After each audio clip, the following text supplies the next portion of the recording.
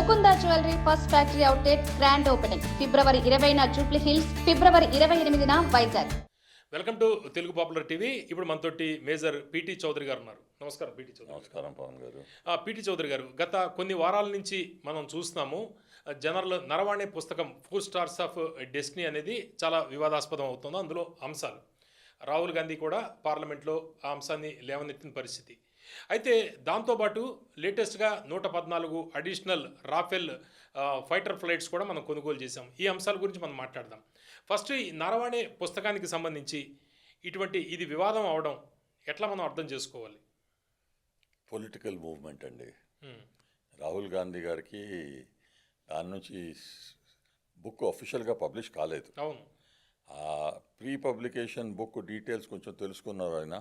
ఆయన ఏదో పుస్తకం అయింది అని పార్లమెంట్లో చూపెడతా ఉన్నాడు, కానీ దానికి అర్థం లేదు. ఎందుకంటే బుక్కే పబ్లిష్ కాలేదు.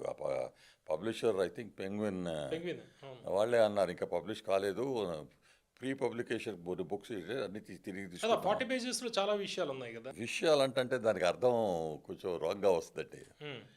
బేసికలీ ఏదైనా పుస్తకం రాస్తే పుస్తకాల్లో విషయాలు ఉండాలి, లేకపోతే ఎందుకు రాస్తారు? ఆయన తన ఎక్స్పీరియన్స్ రాసుకునేటప్పుడు basically against China and what is the operations ఆయన ఉన్నప్పుడు ఏమైనా జరిగిందో అని కొంచెం రాశారు. అట్లా ఓల్డ్ జనరల్స్ రాస్తూ ఉంటుంటే యంగర్ పీపుల్కి దానికి ప్రొసీజర్ ఏంటి, ఎట్లా అయింది, ఏం ప్లానింగ్ అయింది అని కొంచెం అర్థమయ్యి ఇంప్రూవ్మెంట్ అవుతుంది, వాళ్ళకు కూడా డెవలప్మెంట్ ఉంటుంది. అందుకని army does not discourage writing books.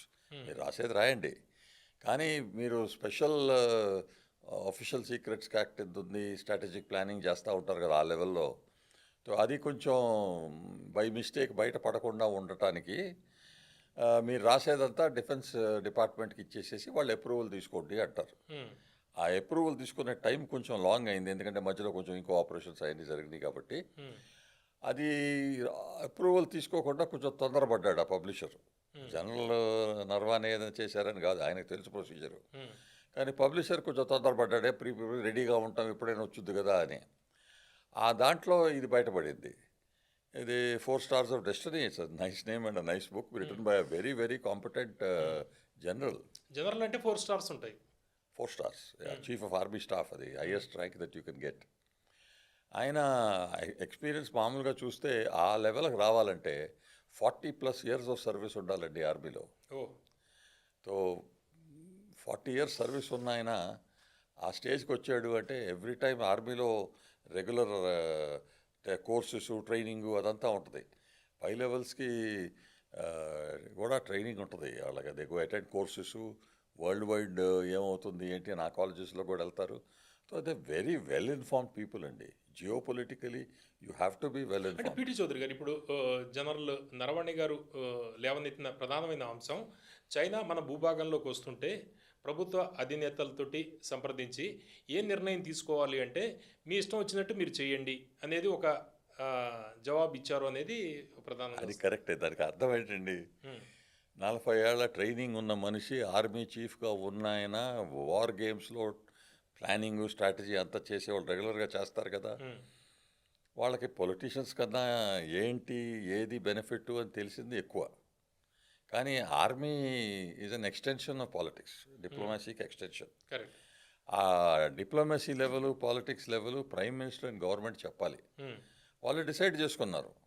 వాళ్ళు కూడా ఈ ప్లానింగ్ స్టేజెస్లో ఆర్మీతో డిస్కస్ చేస్తారు కదా, ఇట్లాంటి సిచ్యువేషన్లో మనం ఏం చేయగలుగుతాం, అది ఏం చేయగలుగుతాం అంటే అది వాళ్ళు ప్లాన్ చేసుకుని ఈ కండిషన్ వస్తే మనం ఇట్లా చేస్తాం, ఇది వస్తే ఇట్లా చేస్తాం అని కంటింజెన్సీ ప్లానింగ్ ఉంటుంది. అదంతా ఉన్నప్పుడు దేర్ ఆల్ ట్రైన్డ్. గవర్నమెంట్కి కూడా తెలుసు ఎంతవరకు వీళ్ళు చేయగలుగుతారో లేదో ఏంటి అని. మనం 1962లో ఒక పెద్ద మిస్టేక్ చేశాం. ఏది, నెహ్రూ గారు నేనే ఆర్మీ జనరల్ని, నేనే చెప్తాను ఎవరెవరికి వెళ్ళాలి, జనరల్స్ అందరూ నా మాట వినాలి అని చెప్పి తన హిందీలో చెంచాస్ అంటారు, ఆర్మీలో ఉన్న కొంతమంది జనరల్స్ని తీసుకొచ్చి తన చెంచాస్ లాగా పెట్టి నేను ఆర్డర్ ఇస్తాను మీరు చేయండి అని. Unnecessarily we got defeated there. నేను ఒక సింపుల్ క్వశ్చన్ అడుగుతానండి. మామూలుగా ఒక army of sheep led by a lion, on an army of lions led by a sheep, which should the country select? మీకేం కావాలి, మేక లీడర్గా కావాలా, లయన్ లీడర్గా కావాలా, మేక ఆర్మీ ఉంటే పర్వాలేదు, లేకపోతే లాయన్ ఆర్మీయే కావాలా అని ఆలోచిస్తే మీరు ఏం సెలెక్ట్ చేస్తారండి? మనకి మహాభారతంలో ఒక సింపుల్ ఎగ్జాంపుల్ వచ్చింది. అర్జున దుర్యోధన గారు ఇద్దరు పోయి కృష్ణ దగ్గర పోయారు కదా. ఆయన లెగిసినప్పుడు కాళ్ళ ఎదురుగుండా. సైడ్లో కూర్చున్నప్పుడు ఎదురుగా ఉన్న అర్జున, నేను ముందర వచ్చాను అని దుర్యోధన గుర్తు చేయించి అడిగాడు. ఇట్లా వార్ అవుతా ఉంది, మాకు మీరు రావాలి మా సైడ్లో అని. అప్పుడు కృష్ణ ఏమని చెప్పాడు, నేను ఒక సైడ్ ఉంటాను, నా ఆర్మీ ఒక సైడ్ ఉంటుంది, మీకు ఏది కావాలో అడగండి అని. దుర్యోధన ఆర్మీ తీసుకున్నాడు, అవును. ఆయన లీడ్ చేసుకుంటాడు, నా ఆర్మీ కావాలి నాకేంటి అని. అర్జున నాకు కృష్ణుడే కావాలన్నారు. గెలిచిందెవరు? లీడర్ ఇస్ మోస్ట్ ఇంపార్టెంట్ అండి. ఉమ్. ఆ లీడర్షిప్ మీద మీకు కాన్ఫిడెన్స్ ఉంటే, కాన్ఫిడెన్స్ మీరు రుజువు చేయాలి. అన్నీ నేను చెప్తాను అని కాదు. ఆ రెక్క ప్రకారంగా ఆర్మీతో వాళ్ళ రెగ్యులర్ మీటింగ్స్ ఉంటాయండి. క్యాబినెట్ కమిటీ ఆన్ సెక్యూరిటీ అని చెప్పి మీటింగ్స్ ఉంటాయి. ఏమేం ప్రాబ్లమ్స్ వస్తుంది, ఏంటి, దానికి ఎట్లా మనం రియాక్ట్ అవ్వాలి, దానికి ఎట్లా తట్టుకోవాలి అని ప్లాన్ చేసుకుంటూ అంటే ఉంటారు. ముందరే ప్లాన్ చేసుకుంటారు. అన్ని ముందర ప్లాన్ అయి ఓకే, ఉంటాయండి. 2020లో లడఖ్లోని ఈ గాల్వాన్లో ఎటువంటి ఉద్రిక్త వాతావరణాలు నెలకొన్నాయి? ఈ ఇప్పుడు ఏం ప్రీవియస్ జరిగింది? గవర్నమెంట్లో ఒక రూల్ పాస్ చేశారండి. ఉమ్, 2 kilometers from the line of control um. You will not carry weapons. అవును, ఎల్ఓసి. ఎల్ఓసి నుంచి మీరు వెపన్స్ తీసుకెళ్ళరు. అటువైపు 2 కిలోమీటర్స్, ఇటువైపు 2 ఇటువైపు 2 కిలోమీటర్స్. kilometers. ఓకే అన్నాం, వీఆర్ మెయింటైనింగ్ ఇట్ దట్. ఏదైనా వాళ్ళు వస్తూ ఉంటుంటే ఫ్లాగ్ మీటింగ్ అని పెట్టేసేసి మాట్లాడి డిప్లొమాటిక్గా మాటలతో మీరు ఈ ఏరియాలో వస్తున్నారు, లాభం లేదు అని. చైనాకి ఏంటంటే యాటిట్యూడ్ అండి, దానికి సలామీ స్లైసింగ్ అంటారు, ఫేట్ కంప్లీ అంటారు స్ట్రాటజీ. ఏం చేస్తారు, 4 అడుగులు మొదలేస్తారు, మీరు గొడవ చేస్తే 1 అడుగు వెనక్కేస్తారు, ఆ 3 అడుగులు వాళ్ళకి కబ్జాలోనే ఉంటుంది. ఇట్లా ట్రై చేస్తూ ఉంటారు. ఈ గవర్నమెంట్ వచ్చిన తర్వాత వీ వోంట్ అలౌ దట్ అన్నారు. బట్ ఈ 2 kilometers ఓల్డ్ రూల్ ఉంది కదా, 2 kilometers దాకా మీరు వెపన్స్ తీసుకెళ్ళరు, వెపన్స్ యూజ్ చేయడానికి వీలు లేదు, ఆర్డర్ లేదు. అందుకని కర్రలతోటి తలపడుతున్నట్టు మనకు అది కనిపిస్తుంది. చైనీస్ వాళ్ళు ఆ వెపన్స్ అంటే గన్స్ అట్లాంటి వెపన్స్ కాబట్టి బేస్బాల్ బ్యాట్స్కి కర్రలకి మేకులు కొట్టి దాని మీద బాబ్ వైర్ చుట్టేసి అవి తీసుకుని వచ్చి కొట్టడం మొదలుపెట్టారు. వెపన్స్ అంటే యుద్ధం వార్ డిక్లేర్ చేసినట్టు అవుతుంది. అది ఇది కూడా వెపనే కదా. వుడెన్ క్లబ్ తీసుకొచ్చి మీరు కొడతా ఉంటుంటే అది కూడా వెపనే, కానీ అది వెపన్ లాగా లేదు. ఆ ఆర్డర్లో ఏంటంటే వెపన్స్ అంటే గన్స్, రైఫిల్స్, డెఫినేషన్ వేరు. డెఫినేషన్ అర్థం చేసుకునే డెఫినేషన్ వేరు. వాళ్ళు వచ్చి కొట్టేటప్పటికి సంతోష్ బాబు గారు కర్నల్ బీహార్ హైదరాబాద్ వాడే కదా. హైదరాబాద్ ఆయన పోయేసేసి మాట్లాడటానికి ట్రై చేశారు. వాళ్ళు కొట్టడం మొదలుపెట్టి ఆ కొట్టడంలో మేకులు గీకులు ఉంది కాబట్టి చనిపోయారు. ఆయనతో పాటు 4, 5, 10 మంది ఉన్నారు, వాళ్ళు కూడా చనిపోయారు. అందరినీ కొట్టేశారు. ఆ బెటాలియన్ వాళ్ళు వెనకాల నుంచి చూస్తున్నారు కదా. ఆ ఆర్టిలరీ రెజిమెంట్ ఏమో సిక్ రెజిమెంట్, అది పక్కనేమో బీహార్ రెజిమెంట్, సంతోష్ బాబు గారి రెజిమెంట్ ఉంది. మా కమాండింగ్ ఆఫీసర్ని వీళ్ళు ఇట్ట కొడుతున్నారు లాదు అని చెప్పేసి వీళ్ళకి కొంచెం కోపం వచ్చింది. వీళ్ళు కూడా కర్రలు స్టిక్స్ తీసుకుని పోయారు. వాళ్ళ దగ్గర అంత లేవు, ఎందుకంటే ప్లానింగ్ చేయలేదు కదా, ముందలు తయారు చేసుకుని పెట్టుకోవడానికి అవకాశం దొరకలా. కానీ ఏదైతే వాళ్ళ చేతికి వచ్చిందో తీసుకున్నారు, కానీ weapons you will not use అని ఆర్డర్ ఉంది కాబట్టి వెపన్స్ తీసుకెళ్ళా.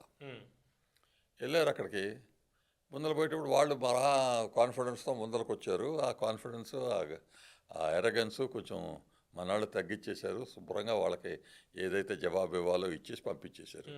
వాళ్ళకి దాదాపు 60 మందో దానికన్నా ఎక్కువ మందో చనిపోయారు అక్కడ. మన వాళ్ళు మొత్తం కలిపి ఒక 20 మందిగా చనిపోయారు. మన వాళ్ళకి మనం ఎక్నాలెడ్జ్ చేసి తీసుకొచ్చి ఆనర్తో పాటు క్రిమేషన్ చేసి బాడీలు అప్పచెప్పాం. వాళ్ళు చైనాలో చెప్పలేదు ఎవరు పోయారు ఏంటి అని కూడా చెప్పలేదు. మెల్లగా తర్వాత బయటకు వచ్చింది. కొంతమంది అంటారు 123 మంది పోయారు అని, కొంతమంది అంటే మనం సిద్ధంగా లేమా అక్కడ? సిద్ధంగా ఉన్నాం ఫర్ ఆపరేషన్స్. ఇది ఇది ఎవరు మామూలుగా అయితే ఊహించరు, కానీ వచ్చారు వాళ్ళు. వస్తే మనుషులుగా వస్తే మనం కూడా అక్కడ పోయేసేసి బేర్ హ్యాండ్స్తో పుష్ చేయొచ్చు, కానీ ఇట్లా కర్రలు తీసుకొచ్చి కొట్టడం మొదలు పెడతారని చెప్పి ఎవరు అనుకోలేదు. కానీ సరే, దానికి కూడా జవాబు ఇచ్చాం. వాళ్ళు చాలా దెబ్బతిన్నారు. ఎందుకంటే ఇప్పుడు రెజిమెంట్, ఆర్టిలరీ రెజిమెంట్ సర్దార్జీస్ వాళ్ళు టర్బన్స్ వేసుకుని వచ్చారు కదా. ఇప్పుడు టర్బన్ చేసుకుని ఉండాలంటే ముందర వెనక్కి పోతారు చైనీస్.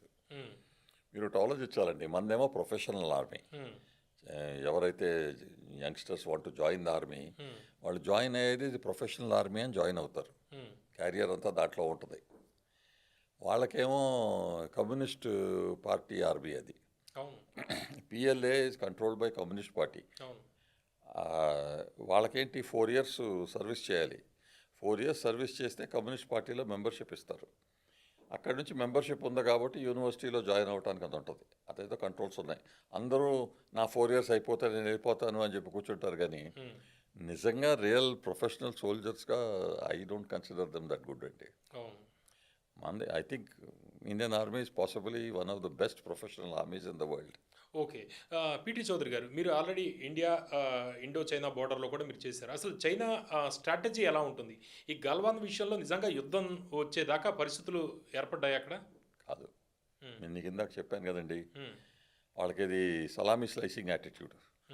4 అడుగులు ముందలేస్తాం, గొడవ అయితే 1 అడుగు వెనకేస్తాం, 3 అడుగులు మన దగ్గరే ఉంటుంది కదా. ఆ స్ట్రాటజీని మనం తెలుసుకోలేకపోయామా? మనం తెలుసుకున్నాం, కానీ అది పొలిటికల్ డెసిషన్ కదండి. ఎంతవరకు తోస్తావు? ఆ 3 అడుగుల కొరకు వార్ చేస్తావా? వార్ కాస్ట్ ఏంటి? మన కంట్రీకి ఎంత డ్యామేజ్ నిర్ణయం తీసుకోవాల్సింది prime minister, cabinet minister, political కదా. అది పొలిటికల్ డెసిషన్. కానీ ఇమీడియట్గా అక్కడ రియాక్ట్ అవ్వాలి. నరవాణి చెప్తుంది అదే కదా. ఆ స్టేజ్లో ఏమంటారంటే ఆల్రెడీ డిస్కస్ చేసి ఉంటారు. వీళ్ళు ఇట్లా వస్తే ఇంతవరకు ఇది మనం ఇట్లా చేస్తాము, ఇంకా ఇది చేశారనుకో దానికి రియాక్షన్ ఎట్టుంటుంది అని ముందలే ప్లానింగ్ అయి ఉంటుంది.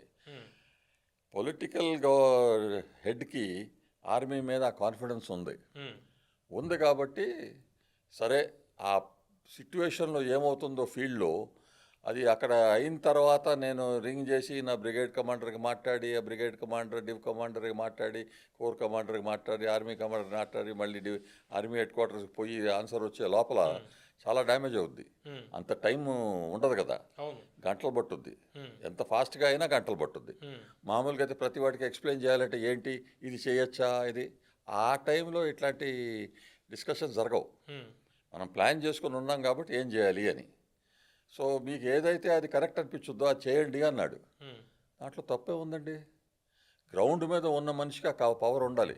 నాకెవరో బుల్లెట్స్ ఫైర్ చేస్తూ ఉంటుంటే మీరు ఫైర్ చేయకూడదు, ఉండండి, పర్మిషన్ తీసుకోండి అంటే ఎట్లా? జవాన్కి కూడా పర్మిషన్ ఉంది. ఇప్పుడు వాళ్ళు నీ మీద ఫైర్ చేస్తే నువ్వు కూడా తిరిగి ఫైర్ కొట్టు అని. ఫైర్ కొట్టు అన్నది ఆ ల్యాండ్లో పొమ్మని ఏం లేదు, అది నెక్స్ట్ లెవెల్కి వెళ్తుంది. ఈ ఇమీడియట్ రియాక్షన్ అంటే డోంట్ బీ డమ్మీలాగా అక్కడ కూర్చుని నేను దెబ్బలు తింటా ఉంటాను అంటే అది స్టూపిడిటీ. ఆర్మీ అట్లా రియాక్ట్ కాదు. అది కూడా ఈ గవర్నమెంట్ ఆర్మీకి ఆ కాన్ఫిడెన్స్ ఇచ్చి సపోర్ట్ చేస్తాము అని చెప్పి సపోర్ట్ చేస్తుంది. అందుకని మన వాళ్ళు ప్రాపర్లీ రియాక్ట్ అవుతారు. లేకపోతే మన ప్రీవియస్ ఇన్సిడెంట్స్ అయినాయి కదండి, ఇది టెర్రర్ ఇన్సిడెంట్స్ అయినాయి. ఆర్మీ పెట్రోల్ పోతూ ఉంటుంటే వాళ్ళని క్యాప్చర్ చేసుకుని పాకిస్తాన్ వాళ్ళు వాళ్ళ మెడకాయ కట్ చేసి తల టీవీలో చూపెడతా ఉన్నారు జుట్టు పట్టుకుని. అట్లాంటప్పుడు కూడా మీరేం చేయొద్దు అంటే ఆర్మీకి డిస్కరేజ్ కదా, డిమారలైజ్ అయిపోతారు కదండి. అట్లా మా మీద అట్లా చేస్తూ ఉంటుంటే మీరు మమ్మల్ని రియాక్ట్ చేయనీటల్లా, ఆర్డర్స్ ఇవ్వాలా. సరే అది ఇంకో మాట, ఆర్మీ వాళ్ళు ఇది మేము సహించలేము అని చెప్పేసి మెల్లగా క్వైట్గా ఎవరైతే అది చేశారో కనుక్కొని ఇంటెలిజెన్స్లో కనుక్కొని వాళ్ళు సార్ట్అవుట్ చేసి అయిపోనిచ్చారు. అది వేరే విషయం. కానీ ముందలే మీరు పర్మిషన్ ఇవ్వాలి కదా. ఇప్పుడు ఇచ్చారు కదా. ఇప్పుడు వాడు ఫైరింగ్ ఓపెన్ చేస్తే మనం కూడా ఫైరింగ్ ఓపెన్ చేస్తాం. మీరు ముందలు రావడానికి ట్రై చేస్తే మేము ఆపేస్తాం. ఆ పవర్ మన దగ్గర ఉంది. కానీ లీడర్షిప్ అయితే మనం ఏం చేస్తామండి? ఇప్పుడు బాంబే 26/11లో ఇన్సిడెంట్ అయింది కదండి. అక్కడ మార్కోస్ అని చెప్పి మెరీన్ కమాండోస్ ఉన్నారు కదండి. ఆ రోజే ఎప్పుడైతే ఈ హోటలు ఆ దాంట్లో ఈ టెర్రరిస్ట్ వచ్చారో మెరీన్ కమాండోస్ 200 మెరీన్ కమాండోస్ ఉన్నారు అక్కడ. బాంబే హెడ్ క్వార్టర్స్ అది. మీరు వెళ్ళటానికి వీల్లేదు, మీరు వెళ్ళాలి అంటే మీరు ఆర్డర్ ఇవ్వాలి, go head and do what is necessary అని. మేము ఆర్డర్ ఇవ్వను అన్నారు. ఏదైతే 3-4 గంటల్లో అయిపోయే పని 69 గంటలు పట్టిందండి. అది ఎన్ఎస్జీ వచ్చుద్ది, వాళ్ళు చేస్తారు. ఎన్ఎస్జీ రావటానికి రోజు పట్టింది. తర్వాత వాళ్ళకి ఆర్డర్ ఇచ్చిన తర్వాత వాళ్ళు బయలుదేరుతూ ఉంటుంటే ఆ ప్లెయిన్ అక్కడ లేదు, ప్లెయిన్ రావాలి. ప్లెయిన్ వచ్చిన తర్వాత హోమ్ మినిస్టర్ కూడా మీ ఫ్లైట్లోనే వస్తాడు.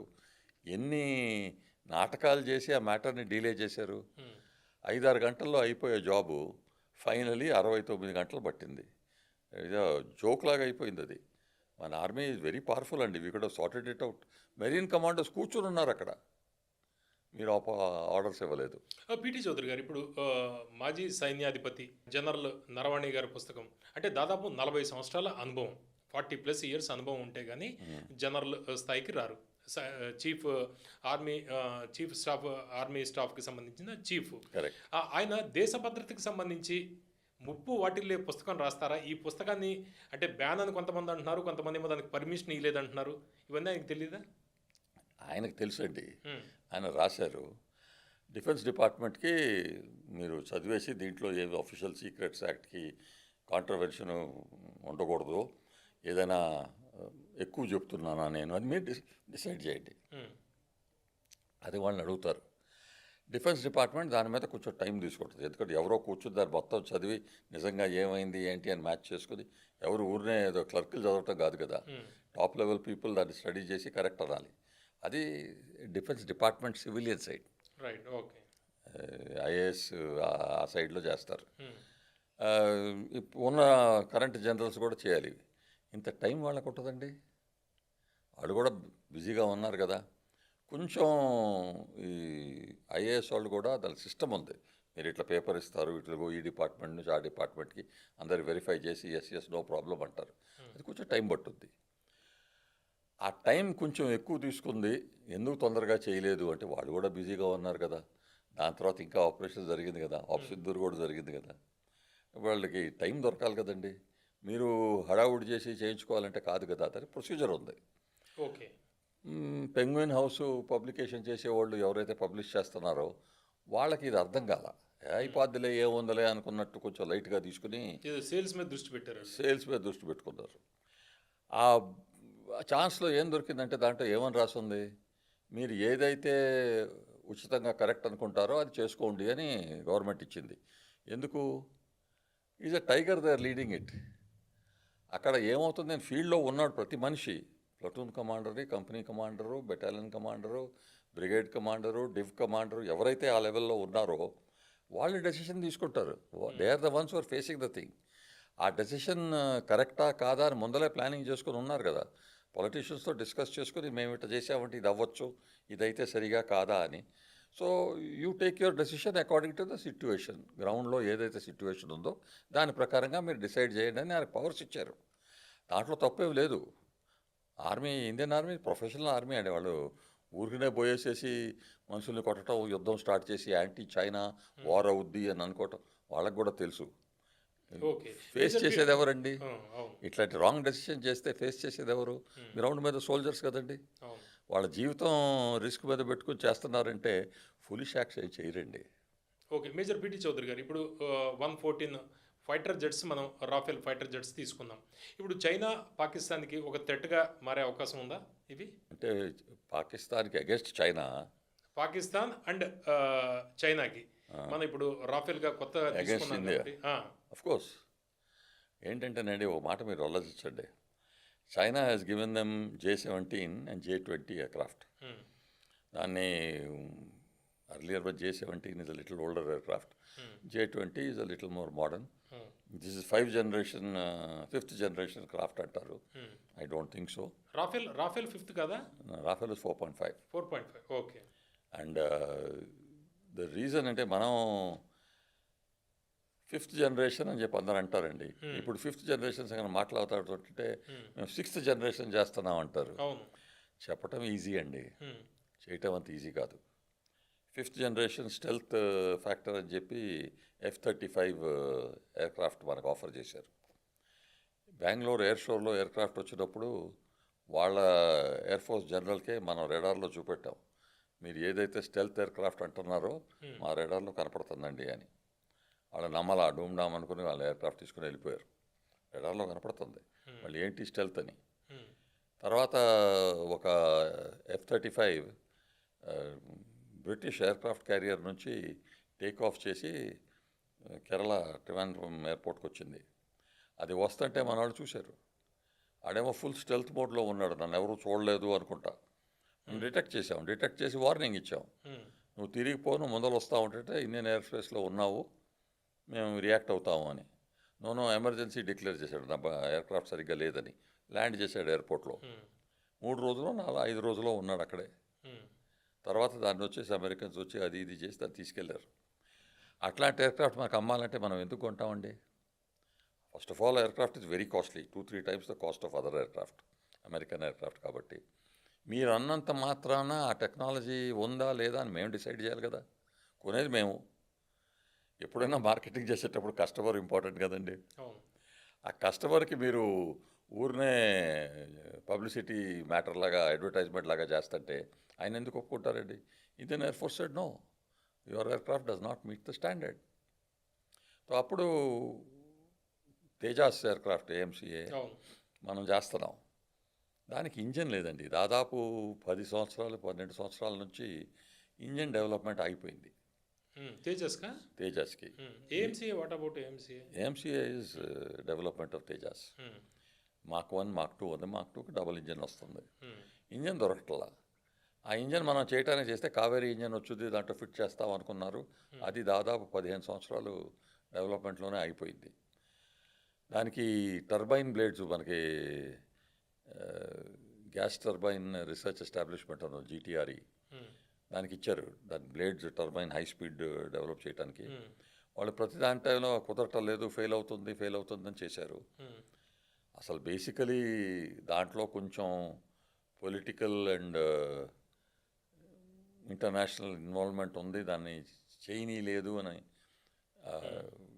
టెక్నాలజీ డెవలప్ అవుతూ ఉంటుంటే సమ్ రాంగ్ డెసిషన్స్. అంటే ఏఎంసీఏ వచ్చే వరకు ఆ గ్యాప్ని ఫిల్ చేయడానికి ఈ రాఫెల్ ఫైటర్ జెట్స్ అనుకోవాలా?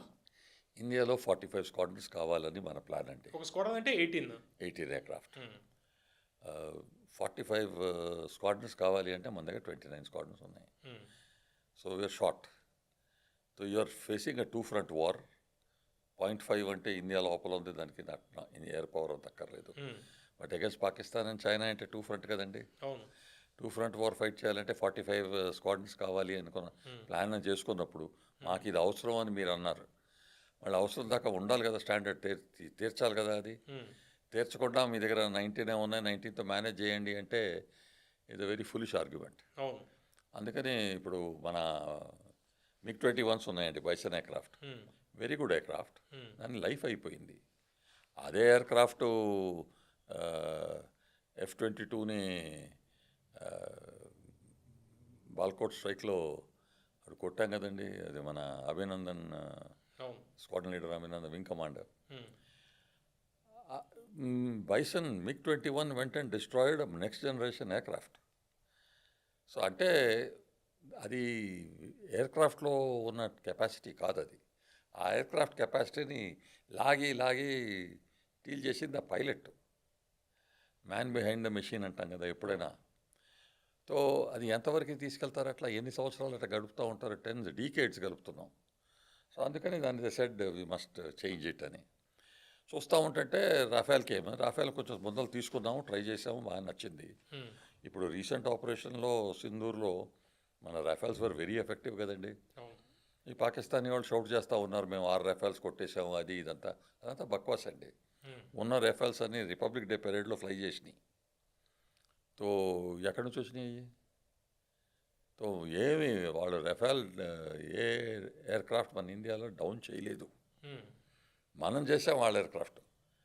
కానీ వాళ్ళు సోషల్ మీడియా, అదే వాళ్ళ ప్రైమ్ మినిస్టర్ని డిఫెన్స్ మినిస్టర్ని అడిగితే సోషల్ మీడియా చెప్తుంది కాబట్టి నేను చెప్తున్నాను అన్నాడు. మేజర్ పిటి చౌదరి గారు, ఇప్పుడు 3,60,000 కోట్లు, 3.6 lakh crores ఇప్పుడు రాఫెల్ 114 రాఫెల్ ఫైటర్ జెట్స్కి. మన దగ్గర ఆల్రెడీ HAL ఉంది కదా, HALని పూర్తిగా మనం వాడుకోలేకపోతున్నామా? ఒక మాట చెప్తానండి, మన దగ్గర అంబాసిడర్ కారు ఉండేది, మారుతి వచ్చింది. ఒక ఇయర్లో all cars in India are going to be Maruti అని ఎవరైనా చేయగలుగుతారా?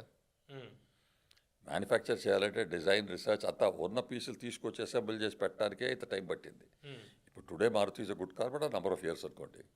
అలాగే ఎయిర్క్రాఫ్ట్ మీరు మన దగ్గర తేజాస్ ఉంది, ఇంజన్ లేదు, కానీ we're decided now will give you the money, make it అంటే టైం కావాలా చేయటానికి? మీరు టైం ఇవ్వట్లేదు కదా. ఆ టైం దాకా మనం వల్నరబుల్గా కూర్చోవాలా వెపన్స్ లేకుండా. అందుకని ఆ గ్యాప్ ఫిల్ చేయటం అవసరం. మన గవర్నమెంట్ రికగ్నైజ్ చేసింది. తర్వాత దాని మీద ఏంటంటే అబ్బో 3,00,000 కోట్లు మీరు ఖర్చు పెడుతున్నారు అది ఇది అంటారు. నేను ఒకటి సింపుల్, మనకి ఒక స్లోగన్ ఉంది కదండి, శాస్త్రి గారు చెప్పారు ఆ పాత రోజుల్లో, జై జవాన్ జై కిసాన్. జై కిసాన్ జై జవాన్ అని ఎందుకు అనలేదు? ఎవరైతే ఏదైనా వెల్త్ ప్రొడ్యూస్ చేస్తున్నారో కంట్రీలో, ఆ రోజుల్లో అగ్రికల్చర్ కాబట్టి that was the cause of wealth. ఇప్పుడు ఇండస్ట్రియలిస్టు, బిజినెస్ మెన్, రీసెర్చర్స్ ఉన్నారు. ఉద్యోగన్ అని అంటాను వాళ్ళని, జై కిసాన్ జై ఉద్యోగన్. ఇప్పుడు కూడా జై జవానే ఫస్ట్. మీరు ఎంత డెవలప్ చేసి మీ దగ్గర ఉన్నా మీ జవాన్ లేకపోతే ఆ ప్రొటెక్షన్ చేయడానికి ఎవడో వచ్చి తీసుకెళ్తాడు. వరల్డ్ వార్ II టైంలో ఆ రైస్ అంతా తీసుకెళ్ళింది బ్రిటిష్ వాళ్ళు కదండి.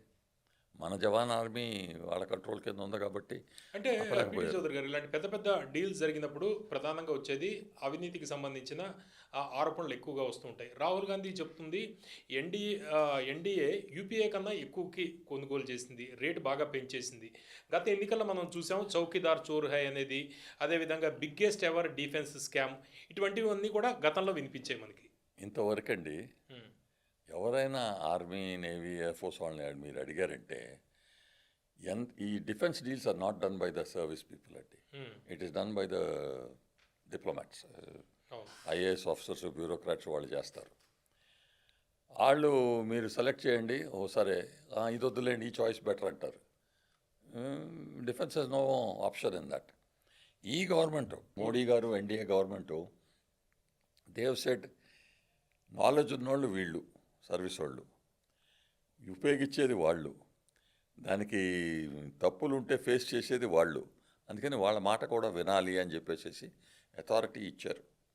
ఫైనల్ అథారిటీ స్టిల్ పొలిటికల్ అండి. మన we are professional army, we are not a military dictatorship. So professional army ఏమంటుంది, we will put across our points, ఇది అని మేము చెప్తాం. ఆ డెసిషన్ తీసుకునేది మీరు తీసుకోండి, చెప్పండి, వీల్ డూ ఇట్. ప్రతిదానికి నీకు బూట్లు కావాలంటే మీరు డిఫెన్స్ మినిస్టర్ దగ్గరికి వెళ్ళాలి, బెల్ట్ కావాలంటే డిఫెన్స్ మినిస్టర్ దగ్గరికి వెళ్ళాలి అని అవసరం లేదు. Whatever's up to some level army కమాండర్స్కి, వైస్ చీఫ్కి పవర్ ఇచ్చారు, similar rank in the navy and air force. మీరు డిసైడ్ చేసుకోండి ఏదైతే మీకు అబ్సల్యూట్లీ ఎసెన్షియల్గా అవసరం ఉన్న ఐటమ్స్ ఉంటే you decide, take it, then you report that ఏంటి చేస్తున్నారు, ఎట్లా, దాని అకౌంటింగ్ ఏంటి అని. there's a department to look after defense finance చూస్తుంది, అది అక్కడ ఐఏఎస్ ఆఫీసర్స్ ఉన్నారు కాబట్టి. But decision of what is required and what is not required is taken by the people using the equipment. So plus or minus వాళ్ళు చెప్తారు, వాళ్ళు చెప్పిన దానికి గవర్నమెంట్ విలువ ఇస్తుంది, వింటున్నారు. ప్రీవియస్ గవర్నమెంట్ లేదు, మేమే చెప్తాము అని. Okay, major PT Chaudhary garu, మీరు ఇండో చైనా బోర్డర్లో పనిచేశారు, జమ్మూ అండ్ కాశ్మీర్ దగ్గర చేశారు, భూటాన్లో ఇండియన్ ఆర్మీకి పనిచేశారు, మీరు లీడ్ చేశారు. అయితే మీకు ఇవన్నీ అవగాహన ఉంది కాబట్టి బోర్డర్స్ దగ్గర పరిస్థితులు, ఇప్పుడు మనకున్న టెక్నాలజీ కావచ్చు, మనకున్న వెపన్స్ కావచ్చు, ఇవన్నీ ఓవరాల్గా చూస్తే మనం ఎంతవరకు పాకిస్తాన్ దగ్గర నుంచి కావచ్చు, లేకపోతే చైనా దగ్గర నుంచి కావచ్చు, ఎంతవరకు సేఫ్ బోర్డర్స్లో? వెరీ సేఫ్ అండి, షార్ట్ వర్డ్స్, వెరీ సేఫ్. ఎందుకు అంటే చాలా ట్రైనింగ్ చేస్తారండి. ఆర్మీలో బయట చూస్తూ ఉంటుంటే ఏదో కొన్ని కార్లు అక్కడిక్కడ జీపులు కనపడతా ఉంటాయి, కానీ వాళ్ళు ఏం ట్రైనింగ్ చేస్తున్నారు ఏంటి అని ఎవరికి నాలెడ్జ్ ఉండదు. మీరు ఫీల్డ్ ఏరియాలో పోయి ట్రైన్ చేస్తున్నారు, కొండల్లో ఎట్లా ఉంటున్నారు ఏంటి అని కొన్ని ఫోటోగ్రాఫ్లు చూస్తారు. కానీ ఇప్పుడు కొంచెం మూవీ ఫీల్డ్స్లో కొన్ని సినిమాలు వస్తున్నాయి, కొంచెం ఐడియా వస్తుంది ఎట్లాంటి లైఫ్ అని. అక్కడ దురంధర్ చూసాం కదా, దురంధర్ ఇస్ బోర్డర్ 2 వచ్చింది. So far it is political. Border 2, ఈ 120 బహాదూర్స్ రేంగ్లా పాస్ది, తర్వాత ఎక్కీస్ అని ఇంకో మూవీ, అరుణ్ ఖేత్రపాల్. ఆ fighting and the type of attitude of those people కొంచెం పబ్లిక్ కూడా అర్థమవుతుంది. మన సింధూర్ ఆపరేషన్ జరిగినప్పుడు I was giving a TV talk. Suddenly ఆ యాంకర్కి మెసేజ్ వచ్చింది, 170-year-old మ్యాన్ సేస్ నాకు రైఫిల్ ఏమంటే నేను వెళ్తాను అని, పాకిస్తాన్తో ఫైట్ చేయడానికి అని. ఆ జోష్ అయితే ఉంది, జోష్ ఇస్ గుడ్. బట్ ఊరిని అట్లా తీసుకెళ్ళి పోవటం అట్లా జరగదు కదండి, చాలా ట్రైనింగ్ కావాలి దానికి. ఆ సినిమాల్లో కూడా కొంచెం ఎక్సెస్ చేస్తారు, కానీ అసలు ఆ మనిషిని సపోర్ట్ చేయడానికి మళ్ళీ ఇంకో 10 మందిని పెట్టాల్సి వస్తుంది. మళ్ళీ ఎందుకు? మీరు చేయాల్సింది మన దేశం మీ ఉన్న పొజిషన్లో చేసుకోండి. వాళ్ళు మీ చుట్టుపక్కల ఎవరైనా స్లీపర్ సెల్స్ ఉన్నారో, ఏదైనా డౌట్స్ ఉన్నాయో, ఎవరు ఎలక్ట్రికల్ కనెక్షన్స్, వాటర్ సప్లై అది ఇంటర్ఫేర్ చేస్తున్నారు. Citizen policing, citizen policy, citizen awareness. Awareness. మీరు పోయి పోలీసుకి చెప్పండి, వాళ్ళు చెక్ చేసి తీసుకుంటారు. That awareness you must do your bit. Because ఈ రోజుల్లో war is not only on the border line కదండి, అవును, it is fought also in the economic. అంతర్గత శత్రువులే ఎక్కువ ఉన్నారు. అది కూడా ఉన్నారండి. అది కొంచెం మనం స్టాండ్ తీసుకోవాలి. మరీ లెఫ్ట్ లిబరల్ ఇది లెట్ దిస్ ఫెలోకో ప్రూఫ్ ఏంటి, ప్రతిదానికి డీటెయిల్లో ప్రూఫ్ ఉండదండి. పోలీసు ఎవరైతే వాళ్ళని పట్టుకున్నారో వాళ్ళకు కూడా తెలుసు కదండి. కానీ పట్టుకున్న ప్రతి మనిషికి మీరు పోయి ఏదో ఇంటర్నేషనల్ ఎన్జిఓ నుంచి డబ్బులు తీసుకొచ్చి ఒక టెర్రరిస్ట్, సస్పెక్టెడ్ టెర్రరిస్ట్కి మీరు పెద్ద పెద్ద లాయర్స్ని అపాయింట్ చేస్తే ఇస్తున్నారు. లాయర్స్కి డబ్బులు ఎవరు ఇస్తున్నారండి? ఈయన దగ్గర డబ్బులు ఎక్కడ ఉంటాయి? అంటే బ్యాక్గ్రౌండ్ రాంగ్ బ్యాక్గ్రౌండ్ కదండి, అది కూడా గ్రహించాలి. దాని మీద పేపర్లో మరీ షౌటింగ్ చేస్తూ ఉన్నంత మాత్రాన వాళ్ళు సడన్గా ఇన్నోసెంట్ పీపుల్ గారు. ఇప్పుడు ఈ రెడ్ ఫోర్ట్ బ్లాస్ట్ నుంచి ఎంతమంది పట్టుకున్నారు, ఇంకా ఎంతమంది పట్టుకుంటా ఉన్నారు ఇంకా. అది అట్లా చేస్తున్నారు కాబట్టి దాని మీద ఫాస్ట్ యాక్షన్ తీసుకోవాలి. నేను పెట్టుకుంటాను, చూస్తాను, ప్రూఫ్ కావాలి. ఎంత ప్రూఫ్ కావాలి? మీ ఇంట్లో దొంగ వస్తూ ఉంటుంటే తలుపు దగ్గర తాళాలు ముట్టుకుంటున్నాడు అనుకోండి, వాడిని పట్టుకున్నారు దొంగ అంటారు. నో నో నో, ఆయన ఊరిలో లాక్ ఎట్టుందో చూస్తున్నాను అంటే అట్లా టైం పాస్ చేయటం. మీరు కూడా ఆలోచించాలి. మనకు పోలీసు వాళ్ళు ఉన్నారు, ఇంటెలిజెన్స్ వాళ్ళు ఉన్నారు, వాళ్ళు డిసైడ్ చేస్తున్నారు కదా. సో అది వాళ్ళకు వదిలిపెట్టాలి. Okay, thank you very much sir. Thank you అండి, నమస్తే.